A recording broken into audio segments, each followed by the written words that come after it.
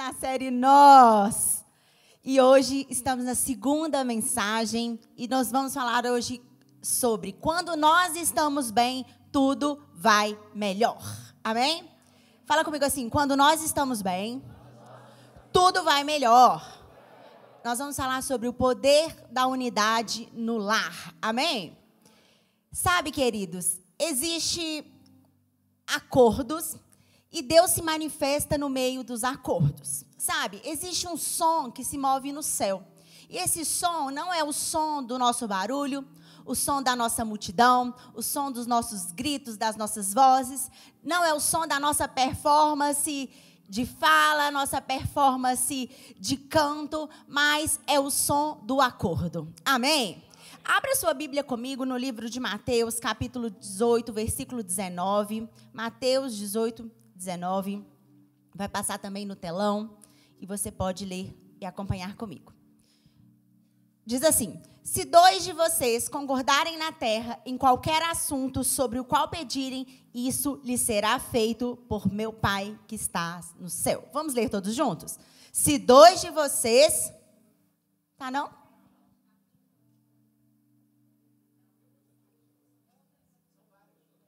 Não, filho, lá na introdução já, tá?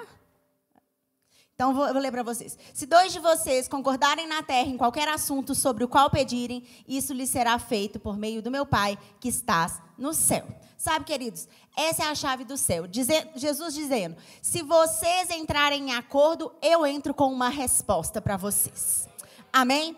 Essa é uma resposta do céu a alianças, a acordos que nós fazemos na terra. A palavra de Deus fala, tudo aquilo que nós ligarmos na terra será ligado no céu. Então, há uma bênção no acordo. E o céu, ele não precisa de muitos. O céu precisa de dois. Dois em acordo, dois em reconciliação, dois em oração, dois ligando na terra para que seja ligado no céu. E acordo é mais do que estar juntos fisicamente. Acordo são mãos que são dadas no espírito, no coração, no propósito, na unidade. Isso não é uma bênção periférica, mas é uma condição onde a paz de Deus se manifesta nas nossas vidas. Porque onde há acordo, há paz. Estamos vivendo lá Irã e Israel em guerra. Por que estão em guerra? Porque não há um acordo. Porque se tivesse acordo, teríamos paz. E quando falamos em acordo, precisamos entender que não é sobre pensarmos igual.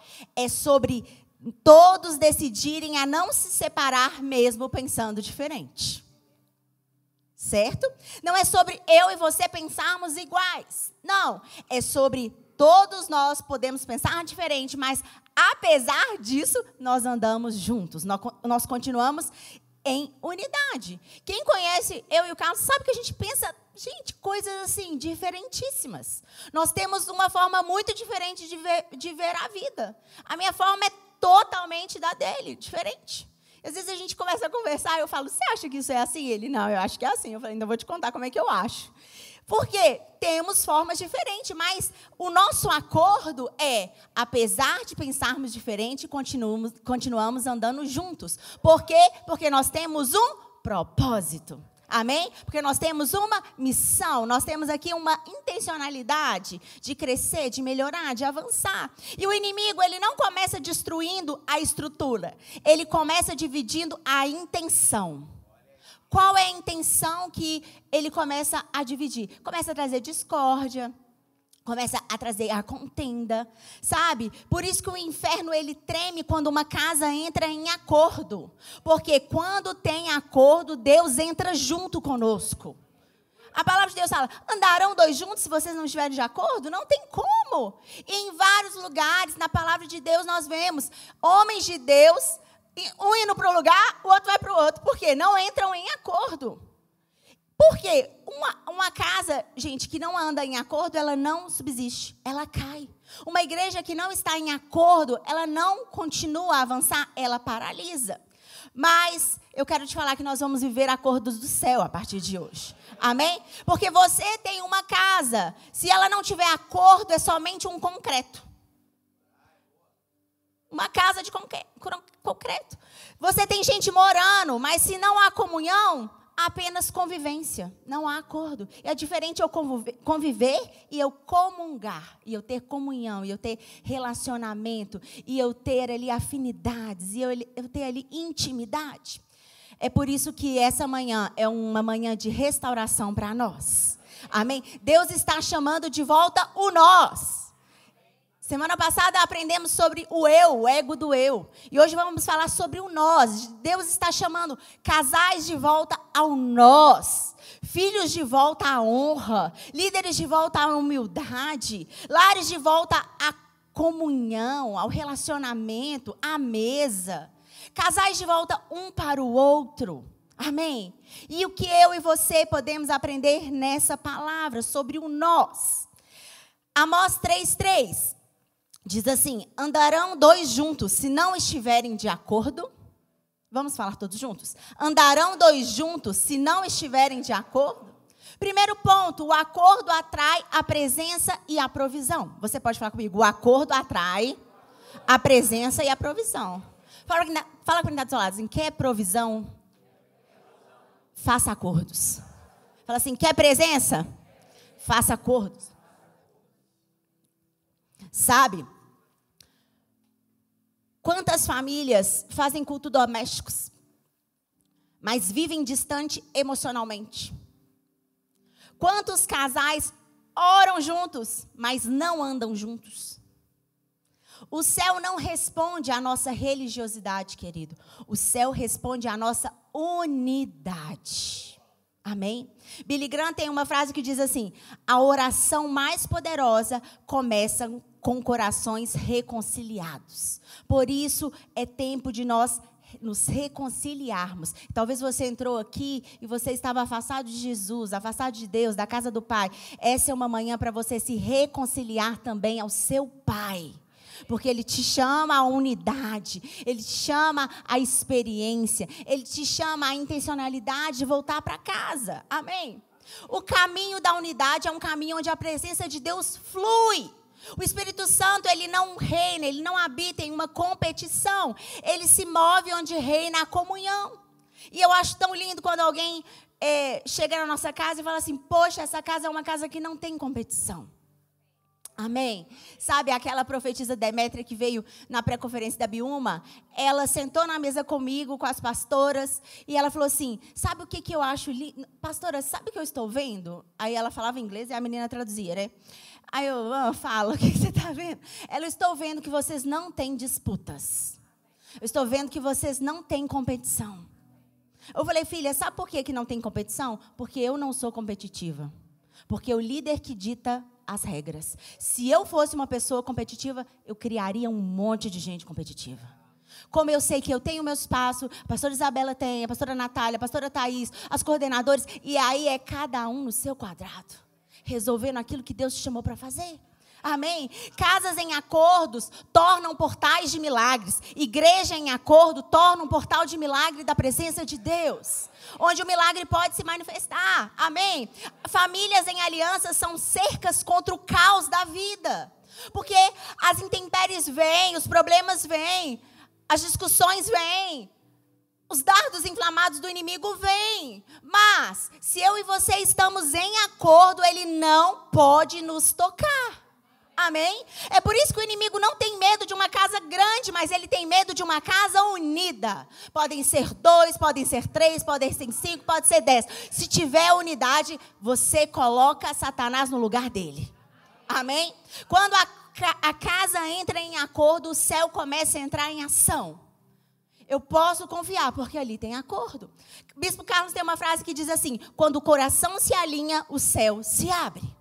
Amém? Quando o coração se alinha, o céu se abre. E quando nós pensamos em acordo, querido, eu quero te falar que acordo não é a ausência de um conflito. Sabe? É a decisão de permanecer juntos, apesar dos conflitos. Eu penso diferente, mas eu permaneço junto. Eu vim de uma igreja batista, o Carlos veio de uma igreja presbiteriana. Pensa quando nós casamos. Cada um com uma doutrina teológica diferente.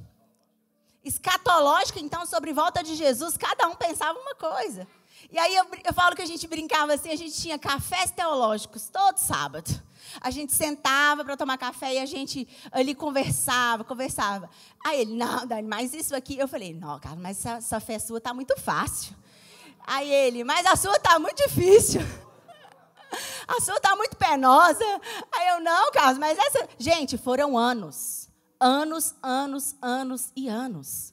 Mas, apesar disso, nós continuávamos juntos, em unidade, fazendo aquilo que tinha que ser feito. E quando a Power foi fundada, eu fui dar uma disciplina sobre escatologia, e ele falou assim, amor, lê esse livro, porque esse livro aqui vai te ajudar a dar essa disciplina. Gente, quando eu li o livro, e falei assim, Carlos, eu li em 2 dias, isso aqui é uma heresia.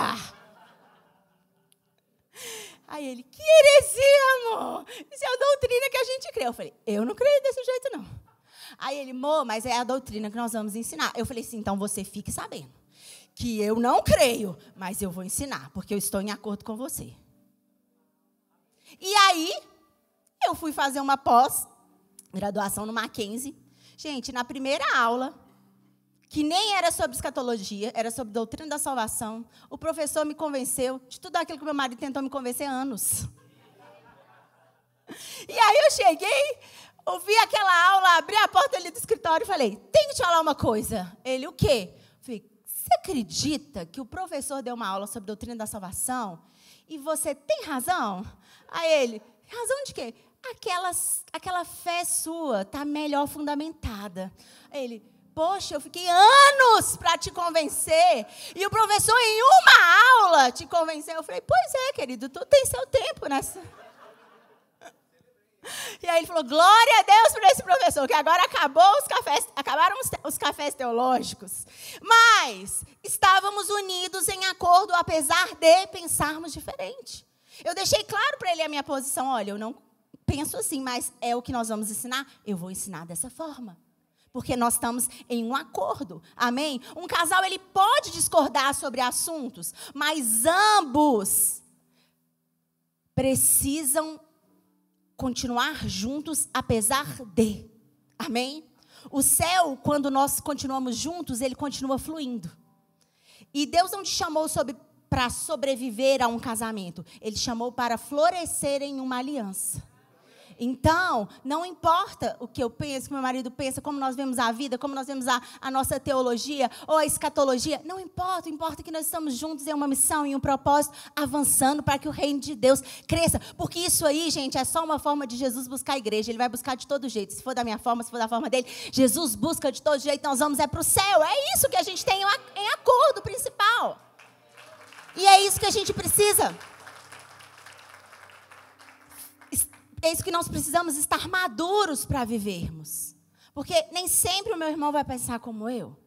Mas, apesar das diferenças, nós continuamos juntos. Porque o acordo atrai a presença e a provisão de Deus. Amém? E eu quero te dar algumas ações práticas para essa semana. Primeiro, agende a paz. Marque um momento semanal para alinhamento familiar. Não é reunião de cobrança, é tempo de escuta, oração e revisão emocional. 2, decisão em comum. Escolha algo simples para decidirem. Cardápio, viagem, orçamento, filme. Gente, não entra nessa área escatológica, não. Escolhe essas coisas simples. Para treinar a construção do acordo. Porque tem gente que desacorda tanto que não consegue acordar em um cardápio, em uma viagem, um orçamento. Até um filme tem confusão na hora de escolher. Porque um quer... Lá em casa, também, gente, filme é outra coisa. Carlos gosta de comédia romântica.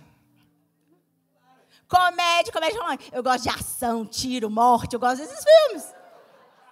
Aí ele fala, pelo amor de Deus, 11 horas da noite, vocês vão assistir isso, eu não vou dormir. E eu durmo assistindo o filme. Somos diferentes. Então, eu falo assim, hoje é o meu ou o seu? Aí ele, pode ser o seu, tá cedo.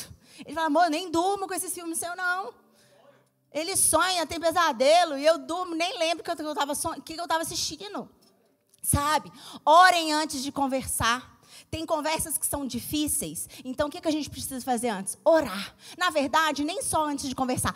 Ore antes de qualquer coisa. Antes de qualquer decisão. Antes de qualquer passo importante. Antes de qualquer conversa difícil. Ore. Coloque Deus no jogo antes. Anote e compartilhe metas da casa. Escrevam metas para nós, você, seu cônjuge, seu filho, seus pais, seus tios, quem estiver envolvido nessas metas. Economizar, crescer espiritualmente, servir. Não importa qual seja, sabe? O céu responde ao som da concordância, mais do que ao som da reclamação. Então, a partir de hoje, se você tem desacordos, pare de reclamar e decida entrar em acordo. Como? Orando antes. Amém? Fala para quem está do seu lado, a partir de hoje você vai entrar em acordo. 2, Provérbios 18, 21, diz assim: a morte e a vida estão no poder da língua. Você pode ler comigo? A morte e a vida. 2, o espírito da crítica enfraquece o nós. A crítica, gente, é um veneno sutil. Parece que está nos ajudando, mas está nos matando. Palavras repetidas se tornam marcas que não somem sozinhas. Palavras repetidas são marcas que não somem sozinhas.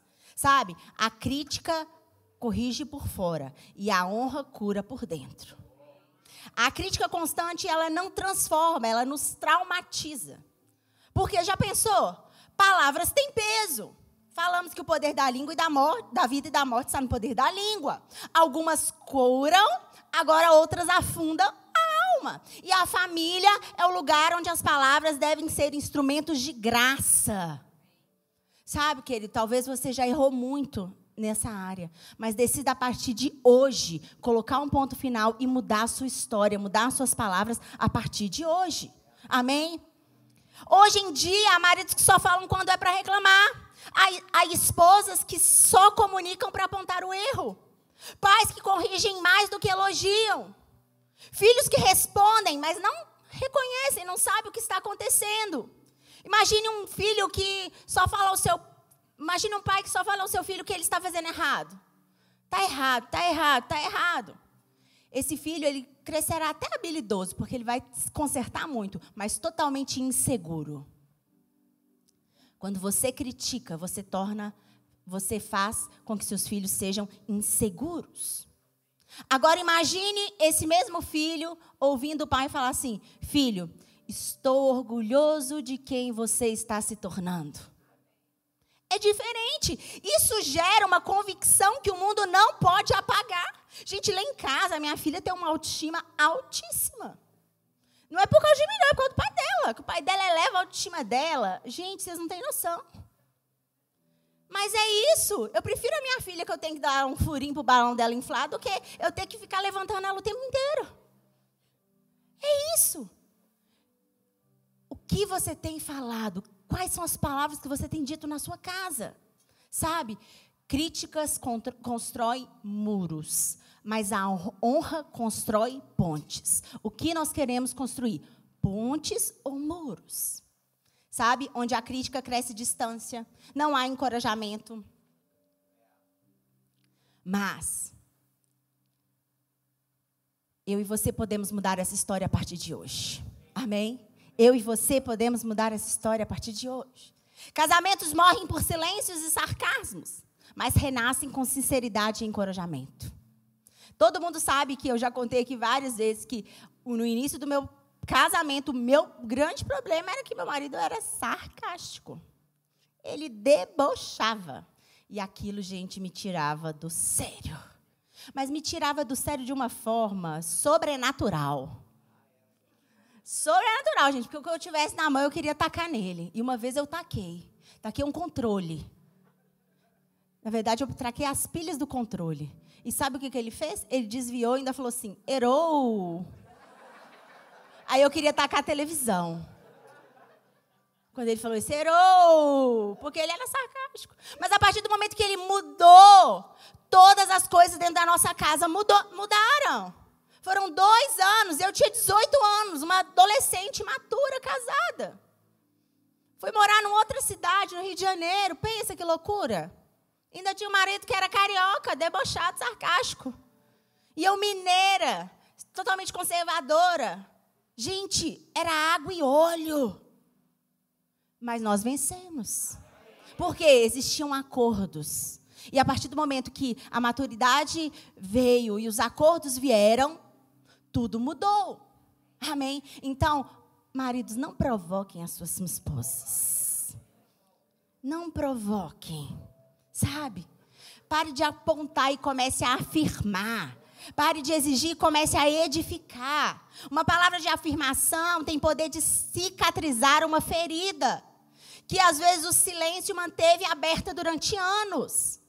Então a gente precisa rever alguns conceitos.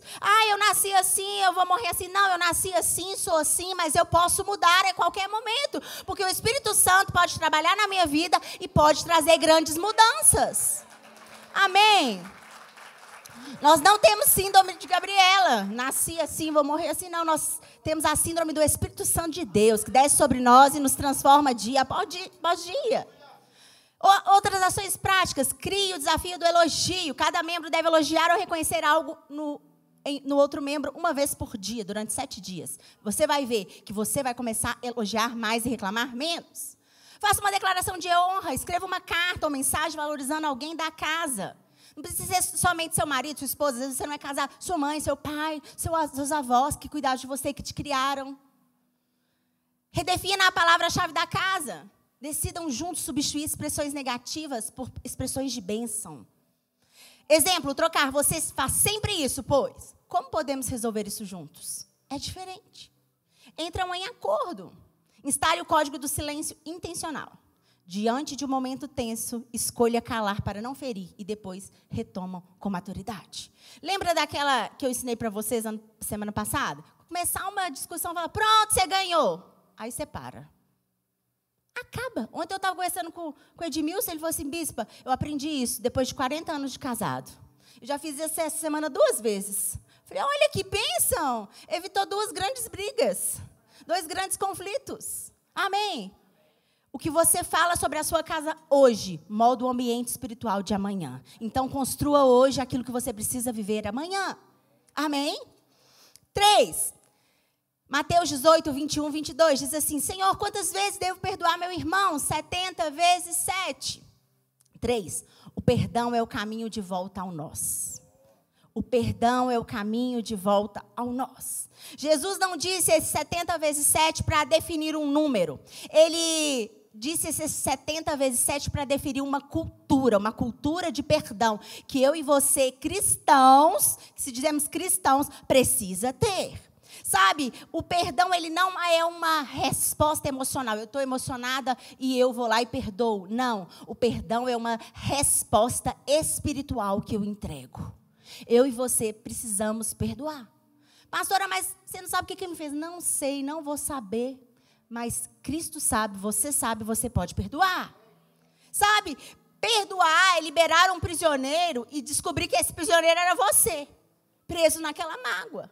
Sabe, famílias não quebram por falta de amor, mas elas quebram por falta de perdão.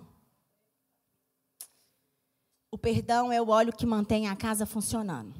Se ele não tem, tudo trava. A conversa trava, o afeto trava, o ambiente trava. Sem perdão, a ignição não gira, gente. Sabe? Quando o pai decide perdoar o filho aprende sobre o pai do céu. Quando os cônjuges liberam perdão, o casamento ganha um novo fôlego. Quando o irmão reata com o irmão, a bênção corre livre como um grande rio sobre nós. Família não é feita de pessoas santinhas, perfeitas, não. São feitas de família. Famílias são feitas de gentes perdoadas e perdoadoras. E é isso que nós precisamos viver nessa temporada. Uma temporada de perdão sobre nós. Amém? O perdão é a faxina da alma no nosso lar. O perdão é aquilo que você fala assim, ó, vou tirar você agora, vou faxinar.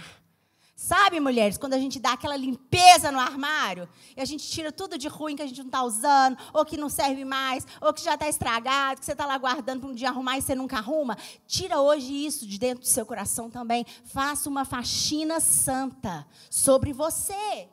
Sabe por quê, gente? Liberar perdão é como abrir uma janela em uma casa fechada há anos. Quando você abre a janela, tudo respira de novo.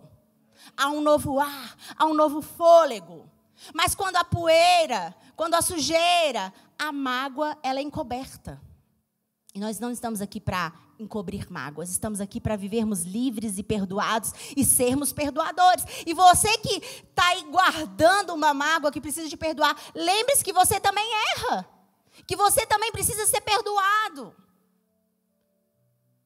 E há uma condição no céu. Se vocês perdoarem, eu também perdoo vocês. Há sempre uma condição de Deus para nós. O Pai fala, se vocês perdoarem uns aos outros, eu também os perdoarei. Então, para que o nosso Deus nos perdoe, eu e você precisamos perdoar. E eu quero trazer mais algumas ações práticas para você, para essa semana. Faça rituais de reconciliação. Separe um tempo para restaurar os seus laços. Faça um caderno de perdão. Escreva as mágoas guardadas, sabe? Depois ore rasgando isso e fala assim, isso está livre. Isso foi embora da minha vida, acabou. Sabe? Cria a cultura de desculpe-me rápido. Eu e o bispo temos isso. Quando a gente sai daqui da igreja, aconteceu qualquer coisinha, gente, entrei no carro, virou a esquina, eu já falo, não gostei disso. Aí ele fala, me perdoe, eu falo, tá perdoado e já acabou o assunto. Virou outra esquina, já mudou o assunto. Porque nós não podemos perder tempo com ressentimento. Nós não podemos perder tempo com mágoa. A vida é muito curta para você ficar perdendo tempo com isso. Você deixa de viver, meu querido. Ore para quem te feriu. Toda mágoa que é apresentada a Deus em oração começa a perder força na nossa alma. Tudo aquilo que nós apresentamos a Deus começa a perder força na nossa alma.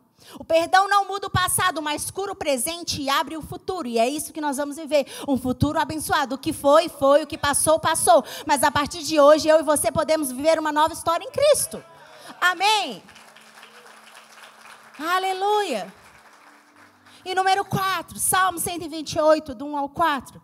Feliz aquele que teme a Deus, o Senhor, e vive de acordo com a sua vontade. Se você for assim, ganhará o suficiente para viver. Será feliz e tudo dará certo para você. Em casa, a sua mulher será como uma parreira que dá muitas uvas. E em volta da mesa, os seus filhos serão como oliveiras novas. Quem teme ao Senhor, certamente será abençoado assim. Sabe? 4, lares em unidade influenciam gerações. Você pode falar comigo? Lares em unidade influenciam gerações. A sua unidade hoje pode ser o milagre de alguém amanhã. Você não está cansado de perdoar. Você não está cansado de levar uma vida assim. Você precisa, a partir de hoje, estabelecer acordos, construindo uma nova linguagem no seu lar. Amém? Quando você está ali educando seus filhos, você não está simplesmente educando seus filhos, você está formando líderes para uma próxima geração. E como nós esperamos que essa geração virá? Como eu e você esperamos que essa geração será? A unidade de hoje é a liberdade dos seus netos amanhã. Dos meus netos amanhã. Nós não podemos pensar só no agora. Nós não podemos andar olhando somente para o nosso umbigo. Nós precisamos pensar no outro, precisamos pensar no amanhã. Como serão seus filhos? Você que ainda não tem. Como serão seus netos? Porque nós vamos viver para viver isso. Amém? Eu vou ver os filhos dos meus filhos. Em nome de Jesus. Sabe, os nossos netos, os nossos filhos serão saudáveis emocionalmente. Você precisa reafirmar isso. A Power Music já pode subir. Sua filha, seu filho, eles serão homens de Deus do altar. Perdoadores. Amém? Não é sobre um sobrenome sem traumas. Sabe, os nossos filhos não terão traumas. Os traumas que eu e você já tivemos, os nossos filhos não viverão esses traumas. Porque eu e você decidimos hoje colocar um ponto final nisso. É uma história de amor onde o ego não venceu, o amor venceu. Amém? Martinho Lutero fala assim, a verdadeira reforma começa dentro de casa. A verdadeira reforma começa dentro do nosso lar. Você quer impactar o mundo? Pastor, eu quero impactar o mundo. Comece impactando a sua casa. Quer ser respeitado como um grande líder? Seja um pacificador da sua casa. Quer mudar o Brasil? Então cure a mesa da sua casa. Porque se a gente não começar no nosso lar, se a gente não começar na nossa casa, a gente não vai conseguir. Mas se nós começarmos ali é um terreno fértil, propício para nós trabalharmos e a graça e o perdão e o amor de Deus se manifestar. Amém? Você não tem ideia do que Deus pode fazer com a sua reconciliação. Você não tem ideia do que Deus pode fazer com o seu pedido de perdão hoje. Você não tem ideia do que Deus pode fazer com o encorajamento que você pode dar ao outro hoje. Você pode ser um agente de mudança, de destino hoje. A partir do perdão, da reconciliação. O eu para de existir e começa o nós a existir. Amém? A unidade é uma herança que os filhos nunca esquecem. Sabe, os filhos vão esquecer do que nós demos para ele. Chinelos, sapatos, roupas, mas eles nunca vão esquecer dos tempos que nós passamos juntos, da nossa unidade, das suas viagens, do seu tempo de qualidade, das histórias, dos filmes que vocês assistiram juntos. Isso não, sabe? Cada passo em unidade, hoje, é uma semente profética para o futuro da nossa linhagem. Cada passo em unidade hoje é uma semente profética para o futuro da nossa linhagem. Os nossos filhos, os nossos netos e os filhos dos nossos filhos, os nossos filhos serão abençoados, serão prósperos, serão benditos nessa terra. É isso que nós profetizamos, porque nós estamos construindo um pavimento seguro, forte, para eles andarem. Eles não vão precisar de se desviar. Eles não vão precisar sair da casa do pai, nunca.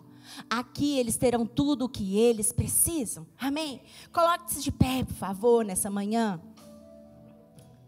E eu quero te falar, o nós, ele é mais poderoso que qualquer tempestade que você esteja vivendo na sua casa. Deus ainda escolhe famílias para habitar no meio. Salmo 127:1 fala: se o Senhor não edificar a casa, em vão trabalham os que a edificam. Você pode fazer tudo certo e ainda assim sentir o peso da angústia ou do desânimo. Mas quando a unidade ela entra no nosso lar, a presença de Deus entra também e nos acompanha. E quando a presença de Deus entra, tudo muda. Fala para quem está do seu lado assim: quando a presença de Deus entra, tudo muda. Deus não abençoa o egoísmo, Ele abençoa a unidade da nossa casa. Ele não abençoa, Ele não habita onde nós vencemos sozinhos. Ele habita onde nós decidimos caminhar juntos. Amém? E hoje decida fazer aquilo que você precisa fazer. Amar de novo, ouvir de novo, começar de novo, reconciliar de novo, perdoar de novo, 70 vezes 7 ou quantas vezes forem necessárias. Porque existe uma chave chamada acordo, chamada unidade, que destrava o nosso futuro e o nosso destino. Amém?